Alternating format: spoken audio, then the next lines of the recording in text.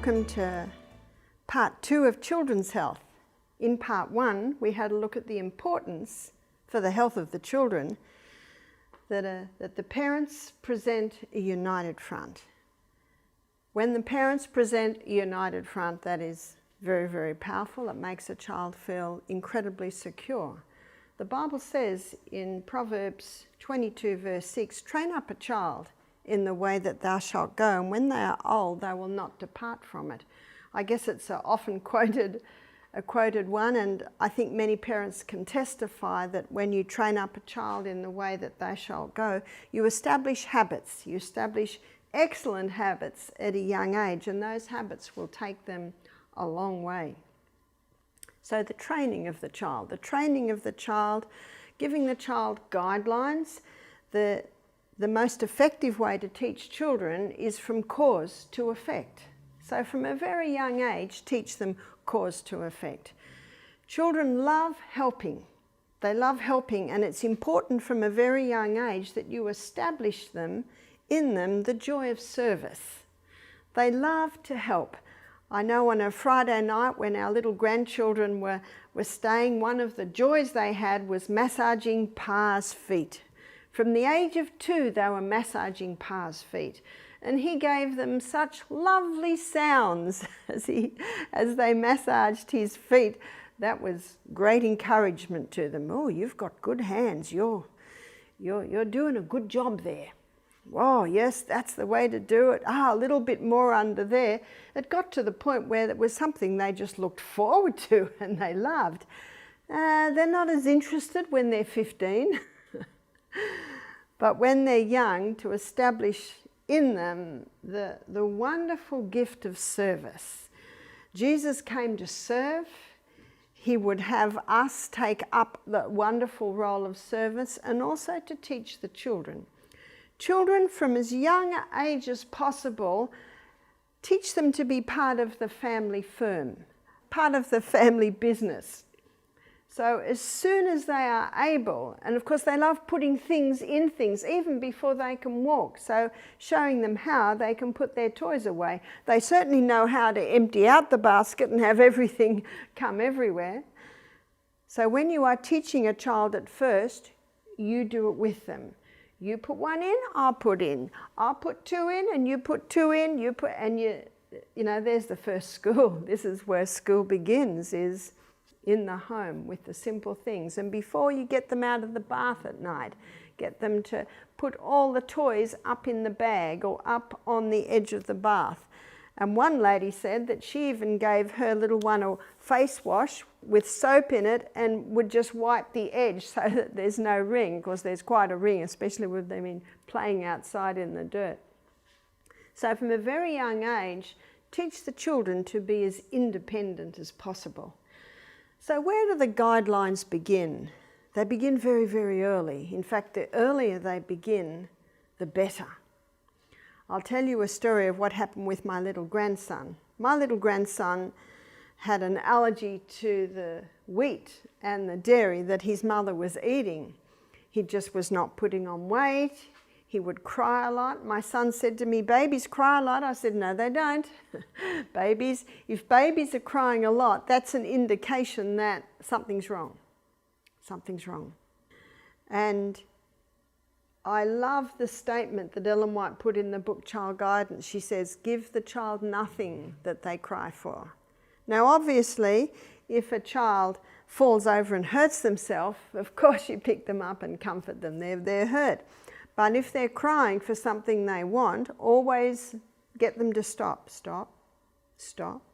And as soon as they stop crying, and then you can pick them up, no matter what the age.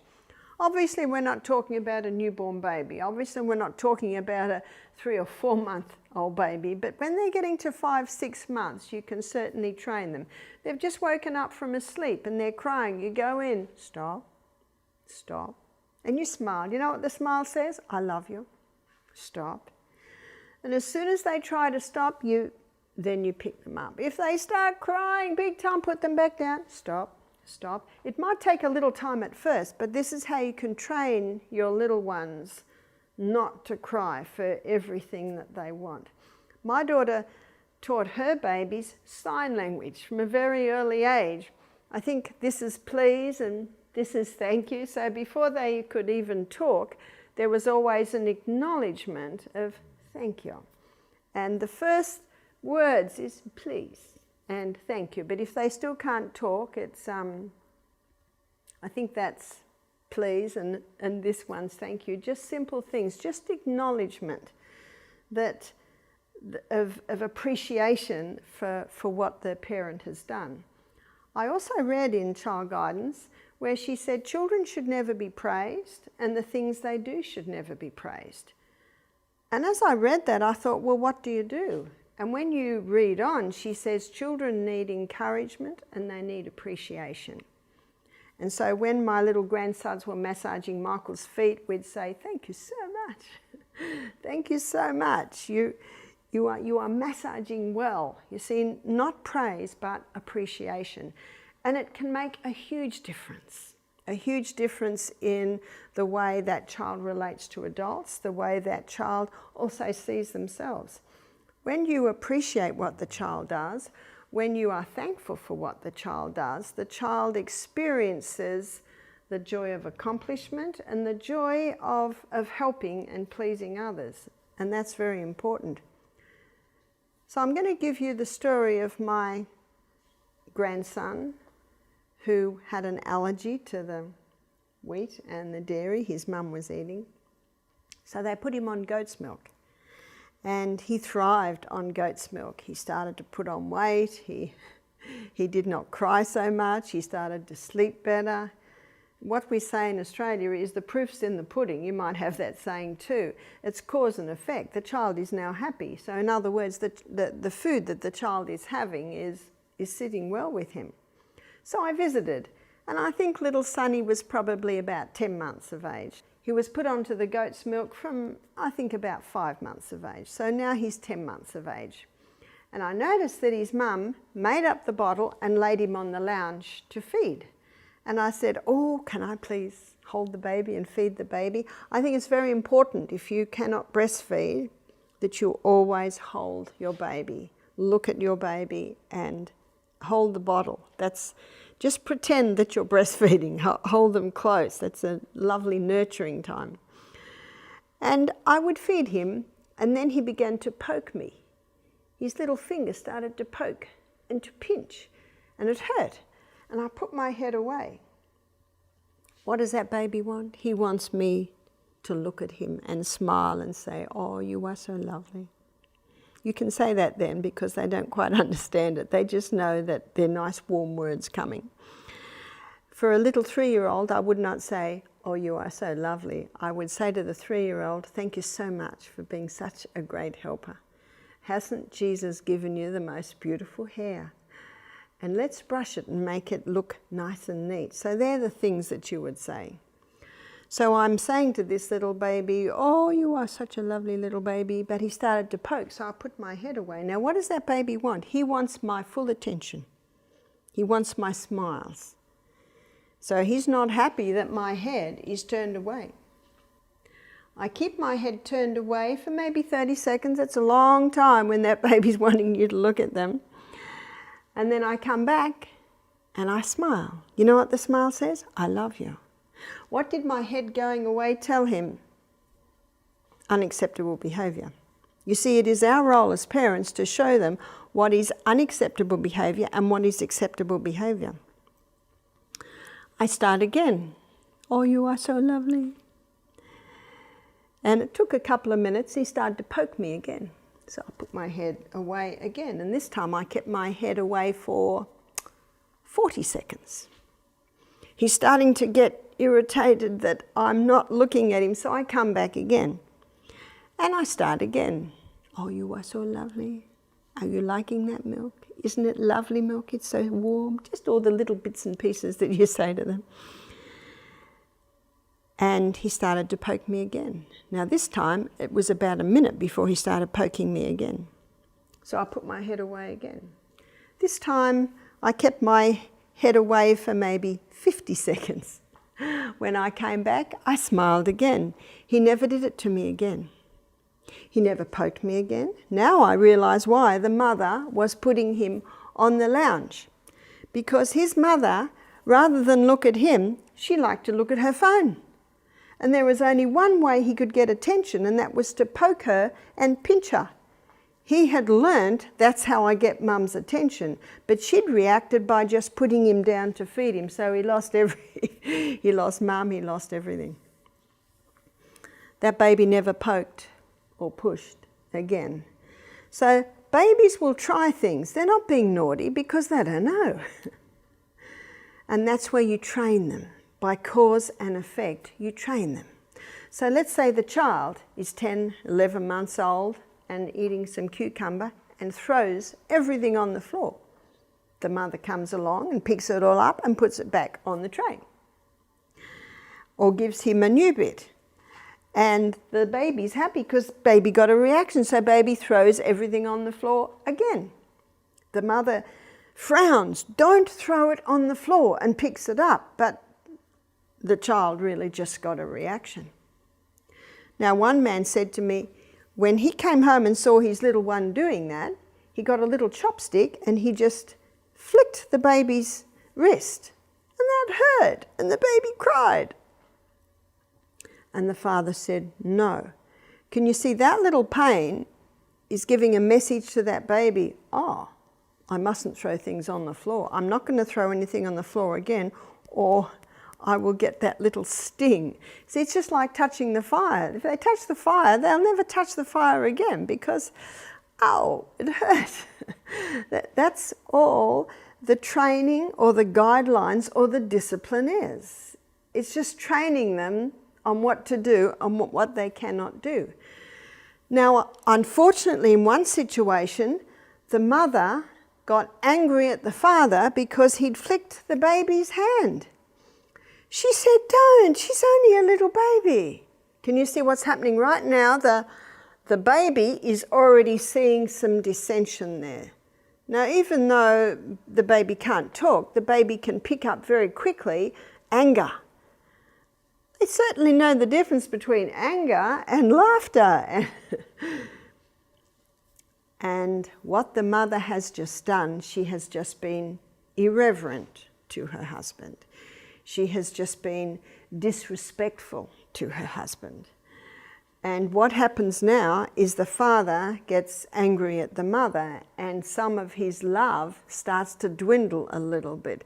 I say to the mother, it's not worth it. It's not worth it. This is your man.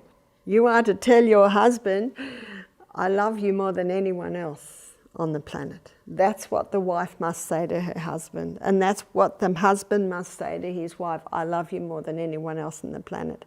Unfortunately, many women, when they have babies, they start to leave their husband and join themselves to the baby.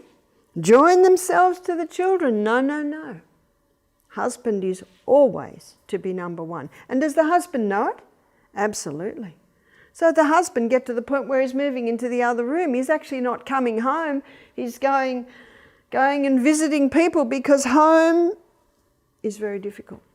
He's got this little child who's really acting out. His wife will not let him pull that little one into line. It's not being cruel to tap. One lady said, I only tap. I said, no, tapping's not good enough. It's got to sting. If it doesn't sting, they do not learn. They do not learn. One lady said, my husband, my little crawling baby, if the baby gets near all the wires at the back of the television or the computer, he flicks the little one on her hand and the little one cries. And the father says, no, no, and picks the little one up and takes the little one to where she can go. And that wife, she was angry with her husband. She says, my little one, no, no, don't be angry with your husband. Because if that little one is allowed to play there, that little one could start pulling things and hurt them. They could start sucking and biting on electrical cords. Well, no, no, no. Far better to have the little sting and learn, no, we can't go there. So it's, no, you can't go there, but look where you can go. See, it's just cause and effect. So the child quickly learns, oh, we're not going to do that because that hurts. We're going to keep over here.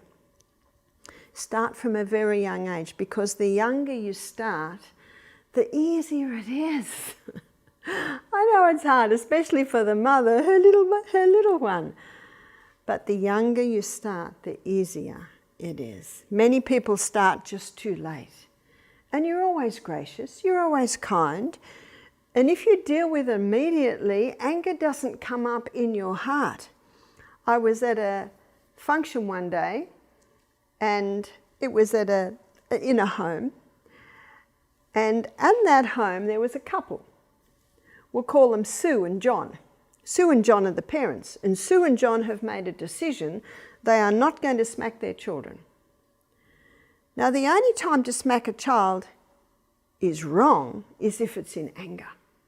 And that's where, fathers, you can provoke anger in your children when you are violent towards them, when you get angry towards them. You must be fair, and you must never strike in anger. That is when you teach a child violence. So what happens? This couple, the little ones, I think the little boy was 3 and he was playing with the toys. And because they don't discipline at all, there is no guidelines in the home, she knows that if she tells that little one to put the toys away, he won't. So she puts them away. She just puts them all away. And she puts the toy box over in the corner. And the little boy runs along, laughing, and pulls them all out again. And they're all over the floor. Now they're about to leave, so there's a bit of pressure there, we've got to go. What their mother did was she grabbed that little boy's wrist and she yanked him, quite violently I thought, away and pushed him over in the other corner. The little boy fell down crying. She was angry. She just got all the toys out, now he'd back, and he'd put them back again. And she put all the toys back, and they left with the little one still crying. Never ever are we to show any violence or roughness to the children. It would have been far better, I've just put the toys away, if you pull them out again, Mummy will smack you. Then the child pulls them out. I'm so sorry you've chosen the smack. Whack!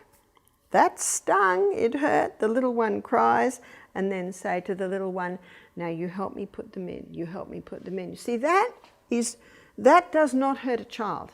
Well, there's a little sting, just like if you touch a fire, your finger will be burned. They recover. But the violence of that mother pulling that and yanking that child, that harms a child. So because there are some people that will strike in anger, it's almost as if that's been thrown out. Another proverb is Proverbs 29:15. It says, rod and reproof give wisdom, but a child left to himself is a shame to the mother. I'd also like to present that child is a shame to that mother, because that mother can't take that child anywhere, because he will not do anything she says. He will throw a tantrum if he can't have his way. It's a shame. Another proverb says it can end up be bitterness to she that bore her or bore him. That's why parents, come back, be united, have this united front. Come, join yourselves together, be as one in how you're going to raise and handle when things happen like this, when children challenge, and children challenge at every step. So it is our role as parents to show them.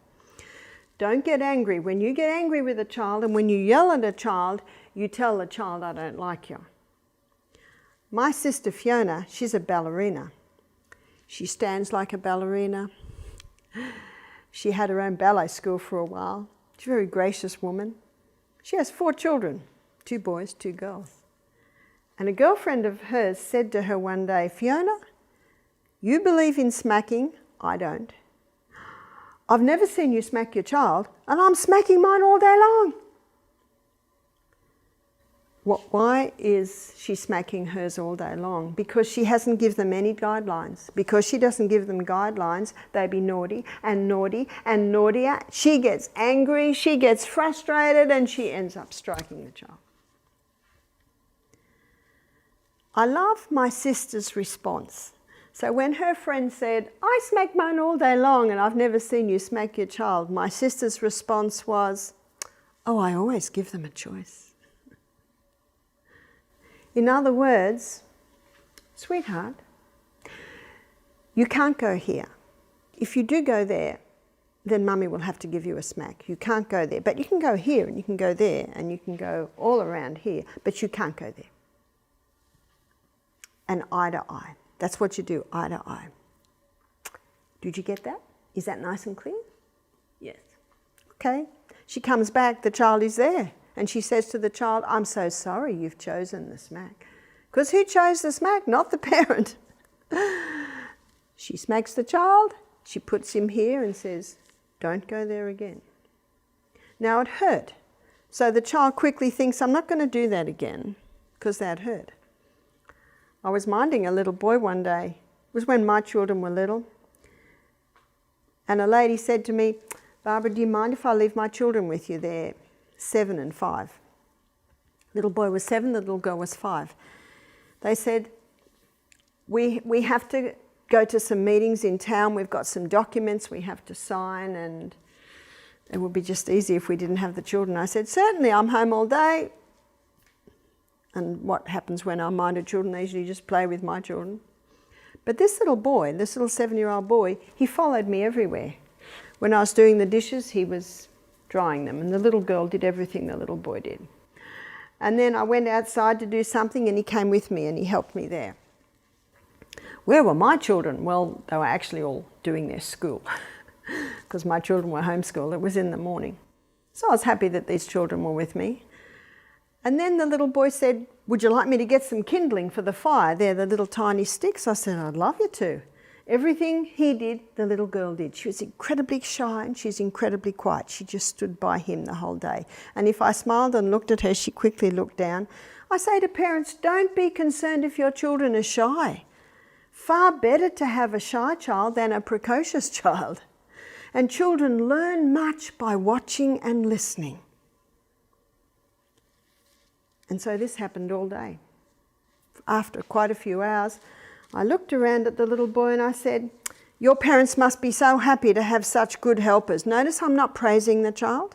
Notice that I'm showing gratitude and appreciation to everything he's doing. I said, your parents must be so happy to have such good helpers. He said, it took a lot of smacks to get us this good. I was very impressed with that answer. He was giving all glory to his parents for his goodness. He was even acknowledging that there had to be a few smacks to get him that good. He wasn't mortally wounded or pained from what his parents had done. Obviously, his parents had laid the guidelines out. If you do this, here's your reward. But if you do that, that is the consequence. It's basically as simple as that, because cause and effect is the basic law. What does Proverbs 26 verse 2 state? The curse causeless shall not come. There is always a reason for things happening, and there's always an effect. So teach the child from cause to effect.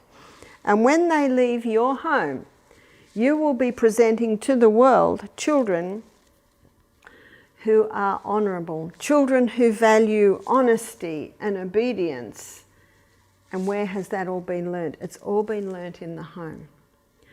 Very important that for the health of the children, that guidelines and limits and training happen at those very early age. Whenever we learn a habit, it makes a strong pathway in the brain. Under the age of 3, you can change the pathways and the old pathways disappear. But over the age of 3, the pathways stay there. So under the age of 3 is the most important time to train the child.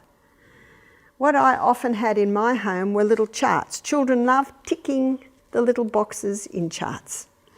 And I remember my daughter Jessica. She called herself Pookie, because when her brother-in-law first saw her, he said, it's a wee Pukanini Nunu. They're New Zealand, that's what they called her. So she called herself Pookie. So we made Pookie's pyjama chart. So we had this little chart. because every day when she'd come all dressed and into the kitchen, I'd say, "Have you folded your pajamas?" And if she said yes, I'd say, "We'll go and check." Now, it's very important, parents, that you come down very hard if a child lies. The Bible says lying lips are an abomination to God, but they that deal truly are his delight. And also in that same chapter, I think it's around Proverbs chapter 12, the Bible also says that even a child is known by their doings, whether they be pure and whether they be right. It seems a very easy thing for a child to lie. It's like they're getting out of having to work. So when I'd say to Jessica, "Have you put your pajamas away?" And she'd say yes, but I could tell by the look on her face I don't think she had. So I'd say, "Let's go and have a look." And we went in, and no, the pajamas are just thrown there. And I come down eye to eye and I say to her, "Sweetheart, that was not telling Mum the truth. It's very important that you tell the truth." And I show in the Bible where they say lying lips are an abomination to God, but they that deal truly are his delight. So the Bible stories are beautiful to give them as guidelines. It gives them examples of children who were strong, honourable, always chose the right. Remember, it's a law of the mind that by beholding we become changed. By what the children are watching, what they're looking at, it's moulding their minds. Now, there must be a consequence for that. And I think it's important to also lay down early, you must always tell the truth. If you don't tell the truth, I will find out. And if you haven't told the truth, there will be a consequence. And I think it's a good idea that punishment fit the crime. So you have to work out what it might be. Now you must fold up your pajamas and you must put them under the pillow. And I want you to come in and just sit on that little stool, and I want you to think about what you've done. Now, children hate sitting on stools. They just hate it. They want to be moving and going around. And maybe for a little 2- and 3-year-old, they hate that. Maybe for a 10-year-old, they don't mind sitting on a stool because it's not for long. So the punishment fit the crime, and also the punishment fit the age. That's where parents have to come together and see what they are united and happy with. But obedience and lying, they are things that must be dealt with, because if a child has been able to develop the lying, then you've got a big problem later on. But there's an excellent book, it's called Have a New Kid by Friday by Keith Lehman. You can get it in the Christian bookshop. Even my sister, who's an atheist, liked it and appreciated it. And he says, just teach the child from cause to effect. There must always be a consequence for every action. I found that when I made the Pookie's pyjama chart and put it up above her bed, then if she ticked the box, and at the end of every week, if every box was ticked, Monday, Tuesday, Wednesday, Thursday, Friday, and on Sabbath, then on Sunday, she would get a gold star or a bright red star or something like that. Now, I only had to do that for probably about 2 months, and now Jessica's in the habit of folding up her pajamas under her pillow. In Deuteronomy, it says, here a little, there a little. When you rise up, when you sit down, it's you never stop. You never stop training the children, little by little. And the will should not be beaten to pieces. The will should not be let go anywhere, but the will should be gently guided and directed. In the book Child Guidance, Ellen White has a chapter called Character Building, the paramount task of character building, and she shows using the will, not beating it to pieces, not letting it go wherever it wants, but gently guiding and directing that will. It's just like when you guide a vine around a veranda pole. I have a star jasmine, and a few years ago I was guiding it. It was just growing on my veranda, and I would gently get the tendrils and twist them around. If I was too rough with it, I would break them. But if I let them go wherever they want, probably 1 in 100 of those tendrils would actually get round the veranda pole. Every few days, I need to bring it round again. A few days later, I need to bring it around again. So When I read that, where she says the will shouldn't be beaten to pieces and it shouldn't be allowed to go wherever it wants, it needs to be gently guided and directed. And if you've ever guided and directed a vine around a pole, you will see what she means by that. Teaching children to be independent at a very young age also gives them a sense of accomplishment, being able to fold the pyjamas themselves, being able to set the table. So when my grandchildren are at my house and it's breakfast time, then they set the table. And even little Lennox, he's only just turned 3, he put the serviettes, or you call them napkins. Now they weren't put very nicely, but for a little 2.5-year-old, that's good enough.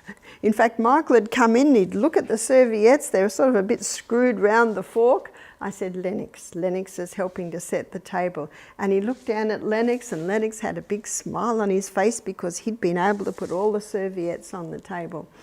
Start very young, get them to help. And when all the food, or little ones when they're eating millet, little bits of millet often drop. So after the meal, you give them a little bowl and you tell them about their little tweezers. See these fingers here? And they pick up every little bit of millet that they've dropped on the floor. What you'll find is the next meal, they'll be a little bit more careful because you've taught them cause and effect. When you don't eat carefully, it drops on the floor. So when we're sitting at the table, I say to them, look at Pa. Look how Pa leans over and he's not dropping any food. So in a fun way, in a light-hearted way, you can teach the children. It's especially important at the table. At the table, it's incredibly important because if anyone's getting angry, if anyone's getting upset at the table, then that interferes with digestion. And I'm all about encouraging the best digestion. So establish it all. If you've established the guidelines before they sit down, that is the best thing to do. So here are some rules. You can't talk with your mouth full of food. You can't chew with your mouth open. You can't reach across someone. So you have those rules. You could even play it out and have like a do it before the meal and exaggerate and shows how no we can't do that. And I'd always use Pa. I'd say, look at Pa. Look how he's not talking and he's got food in his mouth. Look what Pa's doing. And Pa would be sitting there smiling. Notice I'm showing great reverence to my husband too. But something happened at one breakfast time with my grandchildren is we had the table set and I was still bringing a few things over. And so what I do is so how old were the children? The children would have been 4 and 5 and 8, the 3 little boys. So I said to them, you can peel your banana and you can cut up your banana. Do you let them have a knife? Yes, you let them have a knife. That's how they learn how to use knives. Now, you're not going to get the sharpest knife out of the drawer. You don't need a very sharp knife to cut up a banana. And so there, I've already put their millet porridge out. I'm just bringing a few more things to the table and they've peeled their bananas and they're chopping up their banana. And little Marky, he's 4, he put one piece of banana in his mouth. And the rule is no eating until we've said grace. Michael comes and says, hey, what's that in your mouth? Mark looks at him. And of course, we all knew it was a piece of banana. And Michael said, go and stand over there. Little Marky got down. He stood over in the corner and he's about to cry. Now, what does my grandmother heart want to do? Michael, it's only a piece of banana. That is the worst thing I can do. I might have thought Michael was a bit harsh there, but the worst thing I can do is to say that. That's the worst thing I can do for my grandchildren, and it's the worst thing I can do for my husband.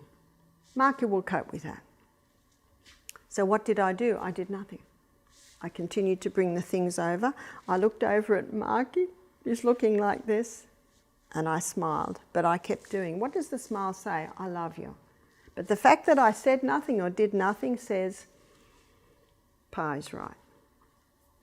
So we're all sitting down about to start. He looks over at Mark and he says, you can come over now. Mark runs over and sits at the table. He's nearly crying. And I look at him and I smile. I say, it's all right. It's all right. Pa says grace and the children can start to eat. And Mark takes a big breath and starts to eat his breakfast. That's how you do it. You never say it, even though I might have thought it was a little bit harsh. It was just a piece of banana. But do you know that Mark never put any food in his mouth again before we said grace? It's just showing them the guidelines. Mark wasn't really being that naughty. He knew he shouldn't eat, but I guess he didn't think about it. You know, sometimes they make mistakes. That's perfectly fine. He's just learning the guidelines. And then he looks up at Pa, and you know what Pa does? While Mark is eating his breakfast, he looked at Pa. Pa gave him a great big smile. You know what that smile says? I love you. What does that, hey, what are you doing over there? What does that say? That just says you've just done something that you shouldn't do. But we love you. We love you. We're just training you. We're just guiding you. We're just showing you what you can and you can't do. A merry heart doeth good like a medicine, says the Proverbs, and that's Proverbs 17, verse 22. It's important to laugh, it's important to smile, always.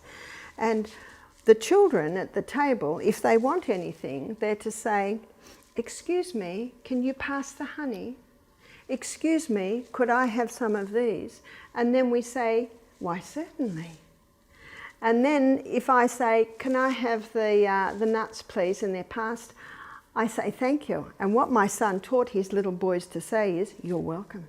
You're welcome. You see, it's just basic courtesy.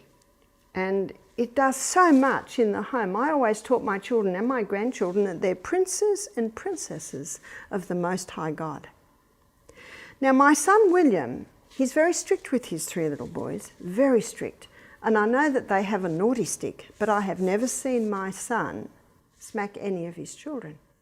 But one day they came running in and they were all laughing, and little Sonny must have been maybe 6, and his elder brother said, Sonny got the naughty stick this morning. I said, did you? And I looked at him and he said, yeah. Can you see the big smile? There was no, yes I did, no mortification. Obviously he did something wrong and he needed to get the naughty stick, but can you see it was all over? It was just all over. And that's one of the beauties of this sort of punishment, is just over. One lady said to me, I was brought up in a home where there was no smacking, and we did things wrong, we'd have to sit down and our parents would lecture us. And they'd go on and on and on and on. She said it was just so painful. We'd heard about smacks and we thought we'd much rather a smack. It's just done, over with, and it's all over. You see, when a child receives punishment for doing wrong, it takes away their guilt. And guilt is one of the main causes of depression. Did you know that? But when a child does wrong and there's an immediate consequence, then it's over, it's done. You don't even talk about it anymore. They've learnt their lesson. Michael says, discipline is like the electric fence. He said, every now and then the cows touch it to see if it's still on. Don't disappoint them. Obviously the punishment fits the crime, and obviously the age of the child comes into it. That as they get older, there might be different ways that you would handle it. But Keith Lehman, he's got a book, Have a New Kid by Friday. He's got another book, Have a New Teenager by Friday. He's got another book, Have a New Self by Friday. He's got another book, Have a New Husband by Friday. One lady was reading the book on Have a New Husband by Friday, and she threw it down halfway through and she said, stupid book, all it's doing is talking about me. Exactly. You can't change the husband, you can't change the child. What you do is you change the way you deal with it and the way you handle it. One lady was talking to me about her son who was 14, who was yelling at her. He just yelled at her. So I was talking to her about what had happened. I was talking to her about how she was handling him. And then right at the end of the conversation, she said to me, because I asked her, I said, do you yell at him? She said, yes, I do. Who had taught him to yell? She had. This is the contentious woman. This is the loud brawling. Better to dwell in the wilderness. I say to a mother, if you're in your kitchen screaming, where are the kids? They're gone. If you're in your kitchen laughing, where are the kids? They will come running in to see what mum's laughing at. That's why a merry heart doeth good like a medicine. Remember, he that is slow to anger is better than the mighty. He that ruleth his spirit than he that taketh a city. Proverbs 16:32. So important that the mother pray every morning, ask for wisdom, ask for guidance with her children, because they are also different. I noted with mine, I don't think there were two the same. I know my youngest son, William, he's a very tender soul. He's a very sensitive soul. And all I had to do was say, well, and put my finger up, and that was enough. Whereas my son, Peter, the next one up, he was a lot more challenging. I realise now that Peter likes things just so. And when things didn't quite go the way he wanted them to go, he would just cry. He would yell and cry. So we're at the table. He must have been 3. This always happened when children were 2, but it was still happening with Peter when he was even 3. He'd have porridge, and they could put a teaspoon of honey in the middle. They had a choice. They could mix the honey through their porridge, or they could leave it right in the middle, and some of them would leave it right till the end, and they had this little sweet mouthful. And usually they chopped banana on top. If the banana fell in the wrong spot, Peter would cry. If the banana happened to fall into the little pool of honey in the middle, he would cry. If the spoon touched he would cry. So whenever he cried, he had to leave. That was the rule at the table. If a child cried at the table, they had to leave the table. Now I remember once there was 5 times through breakfast he had to leave. He had to go out on the veranda. And when I heard that he'd stopped crying, I'd go to the veranda, I'd open the door and I'd say, are you going to be a good boy now? Now when I say, are you going to be a good boy now? Notice if he says yes, he's just acknowledged he was naughty. You're not to cry at the table. You're not to cry if your banana falls in the wrong spot. Can you see I'm guiding him, I'm training him in the best behaviour. And sometimes he'd go, no! So I'd shut the door, eat my breakfast. Come back. Are you going to be a good boy now? Yes. He's hungry. So he came up to the table and he'd be okay for a little while. It got to the point where this was happening mostly at breakfast, because apparently the banana sitting in the right spot and the honey sitting in the right spot was very important. It got to the point where I said to him, if you don't cry in the first 10 minutes of your breakfast, you can sprinkle carob powder on your porridge. Now I talked to the other children and I said, we've got to do something to try and stop Peter crying every meal. So we're going to give him a little bit of carob powder. And they all agreed. They were all older, so it was not a big deal to them. Because you also don't want the children thinking, he's getting carob powder and we're not. So you've got to get all that right. That's why the Bible says, don't stir up anger in your children. It's got to be fair. It's got to be fair. But they understood, they were used to Peter having to leave the room, and it wasn't a big deal to them whether they had carob powder or not, but it was important to him. And that's how we got him to stop crying. I'd see him holding his breath and I'd look at him and I'd say, you're doing well, Peter. You're doing well. Hold on to it there. Do you know, I now realise that Peter is a master craftsman. He's a tiler and he's also a carpenter, and he does the finest, perfect work. In fact, I've had people look at his work and say, I've never seen a bathroom where I cannot fault even one joint. So I say to parents, I said, the traits that you see in your children, you will see through life. But what I had to do was I had to train Peter. If I didn't train him like that, then when he's getting older, if one of his tilers doesn't do the tiling job right, what's he going to do? Lose it. So I was training him from a young age. And I have had all my boys, their wives, their girlfriends, their partners have come to me and said to me, your son, he's so patient. He's, thank you so much. That's why the Bible says, is it 22:6, train up a child in the way that he shall go, and when he is old, he will not depart from it. He that is faithful in the little things will be faithful in the bigger things. And I noticed with Peter really was never naughty. It was just if things weren't quite right. They weren't quite the way that he would want them to be. So can you see the importance of understanding all that?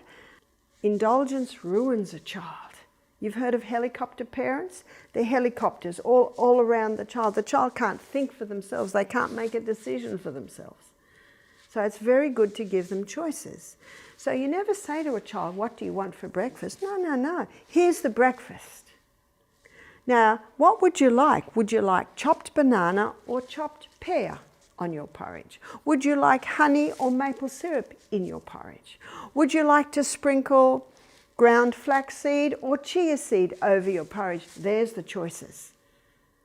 And my oldest son, James, to bed at night, what I would say to him is, are you going to take your bear or your elephant to bed tonight? The message is, you're going to bed. But can you see that I have given him a choice? I noticed when I saw him recently, he's still got the bear on his bed. he's in his 40s now. So you give choices, and what those choices do is that gives the child the ability to think and to see that you are trusting them with the ability to make the right choice. But remember, be careful with the choices you give them. It's not what do you want for breakfast.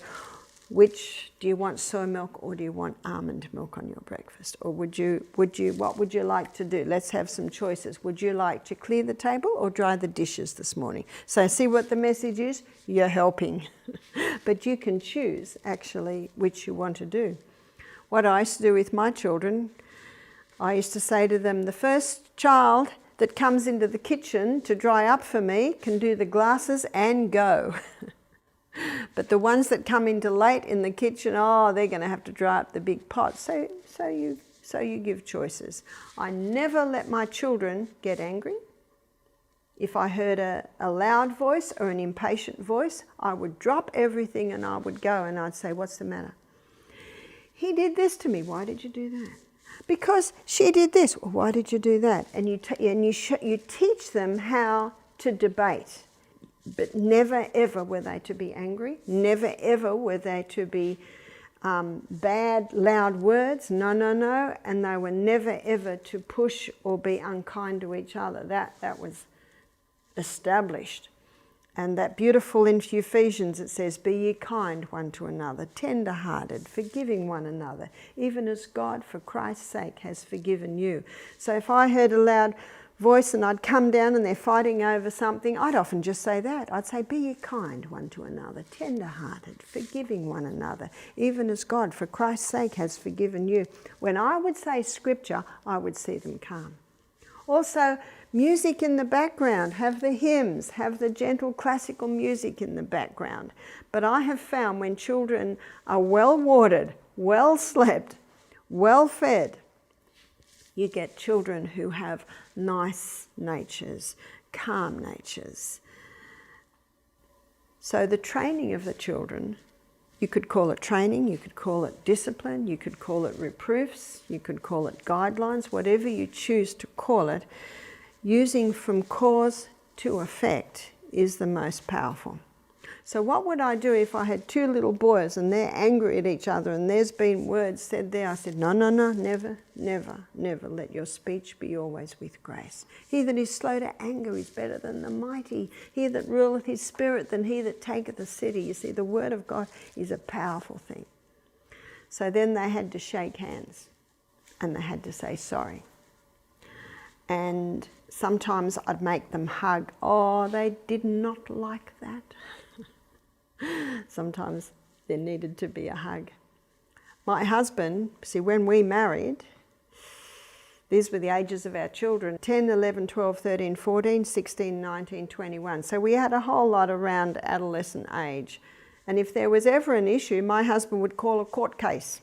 We'd have the court case. And the younger children could have an older child to represent them if possible. And you'd have a jury, and we'd look at the situation and work out what was the problem and how did it come to that. And then there'd be a discussion about what would the consequence be. And I remember his daughter, she was 11 at the time. She hated green barley, so the boys reckoned the best punishment for her was a dose of green barley powder in a little bit of water. But keep it light. Keep yourself in the best conditions. Go to bed early. Make sure you're drinking adequate water. Make sure you give yourself to God every morning so that you will have His wisdom, His discernment. As Ellen White says, the mother must rise above the petty annoyances that assail her every day. In other words, they come. They come. Little petty annoyances, and the mother must keep calm. Because when the mother keeps calm, the children keep calm. If the mother screams and yells, you know, many women that is a loud, contentious woman, you know what she creates? Loud, contentious daughters. An angry, violent father often creates angry, violent sons. So that's why the first lecture or the first presentation in children's health is the parents being united. The second one, which we've just looked at, is guidelines or discipline or training the children in the way that they should go. And in my next presentation, we're going to go to feeding children. And we're going to have a look at the best food for children.